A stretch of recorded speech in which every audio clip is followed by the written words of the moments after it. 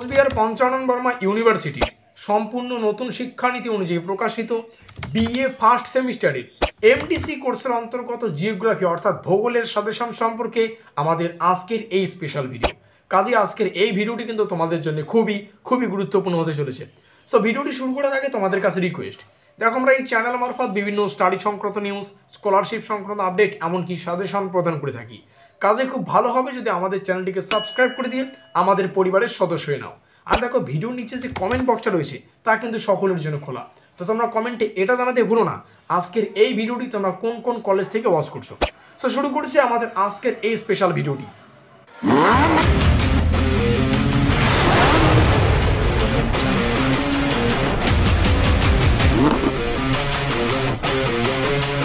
তো ঠিক যেমনটা আমরা আলোচনা করলাম, কোচবিহার পঞ্চানন বর্মা ইউনিভার্সিটির বিএ ফার্স্ট সেমিস্টারের এমডিসি কোর্সের অন্তর্গত জিওগ্রাফি অর্থাৎ ভূগোল সাজেশন সম্পর্কে আমাদের আজকের এই স্পেশাল ভিডিও। তবে ভিডিওর শুরুতেই মূল যে বিষয়টি ভালো করে বুঝতে হবে, দেখো আমরা শেষ মুহূর্তের প্রস্তুতির জন্য একটা সিরিজ স্টার্ট করেছি যা এখনও কন্টিনিউ চলছে, আর এই সিরিজের নাম রাখা হয়েছে ব্রহ্মাস্ত্র সিরিজ। আর এই ব্রহ্মাস্ত্র নামক সিরিজের আমাদের আজকের ক্লাস ষষ্ঠ ক্লাস, অর্থাৎ ইতিমধ্যে আমরা 5খানা ক্লাস সম্পর্কে আলোচনা করে ফেলেছি। আর এই ক্লাসগুলির লিঙ্ক আমি পরপর ডেসক্রিপশন বক্সে প্রদান করে দেবো, তোমরা চাইলে সেখান থেকে দেখে নিতে পারো। আর মূল যে বিষয়টা মাথায় রাখবে, দেখো এই ব্রহ্মাস্ত্র নামক সিরিজের প্রত্যেকটা ক্লাস তোমরা যদি করতে পারো, এমডিসি কোর্সের অন্তর্গত জিওগ্রাফি অর্থাৎ ভূগোল সম্পর্কে তোমাদের আর কোনোরূপ মাথা ব্যথা থাকবে না। সুতরাং প্রত্যেকটা ক্লাস মনোযোগ সহকারে করবে। তো যাই হোক, শুরু করছি আমাদের আজকের ক্লাস। দেখে নেওয়া যাক আজকের ক্লাসে কোন কোন গুরুত্বপূর্ণ প্রশ্নাবলী রয়েছে। প্রথম প্রশ্ন, অন্তর্জাত প্রক্রিয়ার ফল অন্তর্গত হলো। অন্তর্জাত প্রক্রিয়ার ফল অন্তর্গত হলো কোনটি? সেটা হচ্ছে ভূ বিপর্যয়। পর্যায়ন হচ্ছে না, আবহবিকার হচ্ছে না, সমস্থিতি হচ্ছে না, ভূ বিপর্যয় আমাদের সঠিক উত্তর। অপশন নম্বর ডি আমরা সঠিক করব। পরবর্তী প্রশ্নটিতে জানতে চেয়েছে, নিম্নলিখিত কোনটি বহির্জাত প্রক্রিয়া নয়? পুঞ্জিত ক্ষয় বা পুঞ্জ ক্ষয়, নাকি হিমবাহ, নাকি অগ্নুৎপাত, নাকি নদীর মাধ্যমে ক্ষয়? তো মোস্ট ইম্পর্টেন্ট, কোনটি বহির্জাত প্রক্রিয়া নয়? অপশন নম্বর সি আমাদের বহির্জাত প্রক্রিয়া নয়। সুতরাং অপশন নম্বর সি আমাদের সঠিক উত্তর। পরবর্তী প্রশ্নটিতে জানতে চেয়েছে 3 নম্বর প্রশ্ন, ভঙ্গিল পর্বত গঠিত হয় কিসের দ্বারা? আমরা সবাই জানি গিরিজনী আলোড়নের দ্বারা। তাহলে অপশন নম্বর এ আমরা দেখবো আর কারেক্ট করব।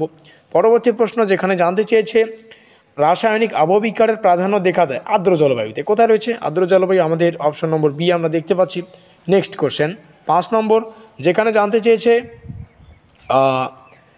কি বলছে, অবরোহণ বলতে সাধারণত বোঝায়। অবরোহণ বলতে সাধারণত কি বোঝায়? নদীর, নাকি বায়ুর, নাকি হিমবাহের, নাকি সমুদ্র তরঙ্গের ক্ষয়কার্য?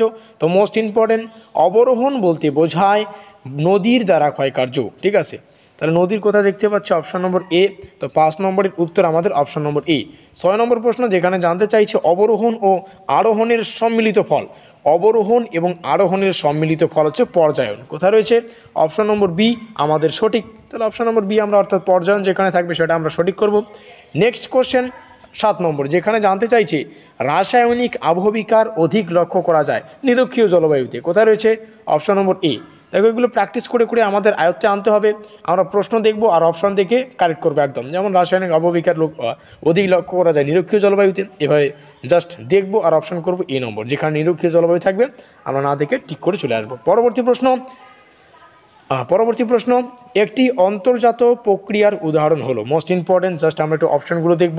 8 নম্বর প্রশ্ন এখানে জানতে চাইছে, একটি অন্তর্জাত প্রক্রিয়ার উদাহরণ দাও বা একটি অন্তর্জাত প্রক্রিয়ার উদাহরণ হলো। মোস্ট ইম্পর্টেন্ট, গিরিজনী আলোড়ন। কোথায় রয়েছে? গিরিজনী আলোড়ন আমাদের অপশন নম্বর বি। 9 যেখানে জানতে চাইছে, শিলায় মরচে পড়া কোন ধরনের রাসায়নিক আবহবিকার? জারণ প্রক্রিয়া। এটাকে আবহবিকার বলছে না, এটাকে জারণ প্রক্রিয়া বলা হয়। তো হচ্ছে অপশন নম্বর ডি আমাদের সঠিক। পরবর্তী 10, দ্বিতীয় ক্রম ভূমিরূপ হলো, অর্থাৎ দ্বিতীয় ক্রম ভূমিরূপটি কোনটি? এখানে যতগুলো অপশন রয়েছে আমরা দেখব। তো দ্বিতীয় ক্রম ভূমিরূপ এদের মধ্যে হচ্ছে আমাদের মালভূমি। তাহলে মালভূমি আমাদের অপশন নম্বর ডিতে রয়েছে। 11 নম্বর প্রশ্ন, আরোহণ প্রক্রিয়ার অন্যতম নিয়ন্ত্রক হলো। মোস্ট ইম্পর্টেন্ট, আরোহণ প্রক্রিয়ার অন্যতম নিয়ন্ত্রক যদি আমরা জানতে চাই, সেটা হচ্ছে ভূমির ঢাল। এর থেকে অন্যতম নিয়ন্ত্রক হতেই পারে না। সর্বশেষ প্রশ্ন আমাদের আজকের এই ক্লাসের, যেখানে জানতে চাইছে, ভূমিরূপ বিদ্যায় পর্যায়ন ধারণাটি কে প্রথম প্রবর্তন করেন বা কে প্রবর্তন করেন? উত্তর হচ্ছে ডেভিস, উইলিয়াম মরিস ডেভিস। কোথায় রয়েছে উইলিয়াম মরিস ডেভিস? এখানে শুধু আমরা ডেভিস দেখতে পাচ্ছি। সুতরাং এ নম্বর আমাদের সঠিক, উইলিয়াম মরিস ডেভিস। সো এই হচ্ছে আমাদের আজকের ক্লাসের বাছাই করা কিছু অতি গুরুত্বপূর্ণ অর্থাৎ 12খানা প্রশ্ন এবং তার উত্তর সম্পর্কে বিস্তারিত আলোচনা। ভিডিওটির শেষে মূল যে বিষয়টা ভালো করে বুঝতে হবে, দেখো কমেন্ট বক্সটা সকলের জন্য খোলা, তো তোমরা কমেন্টে এটা জানাতে ভুলো না আজকের এই ভিডিওটি তোমরা কোন কোন কলেজ থেকে ওয়াচ করছো। ডেসক্রিপশন বক্সে এই সিরিজের প্রিভিয়াস ক্লাসগুলির লিঙ্ক আছে, তোমরা সেখান থেকে দেখে নেবে। অবশ্যই ভিডিওটি ভালো লাগলে লাইক করে দিও, অবশ্যই বন্ধুদের কাছে শেয়ার করে দিও। আর এখনও পর্যন্ত আমাদের পরিবারের সদস্য না থাকলে আমাদের চ্যানেলটিকে অবশ্যই সাবস্ক্রাইব করে নিয়ে আমাদের পরিবারের সদস্য হয়ে নিও। তো আমাদের আজকের এই স্পেশাল ভিডিওটি এই পর্যন্তই।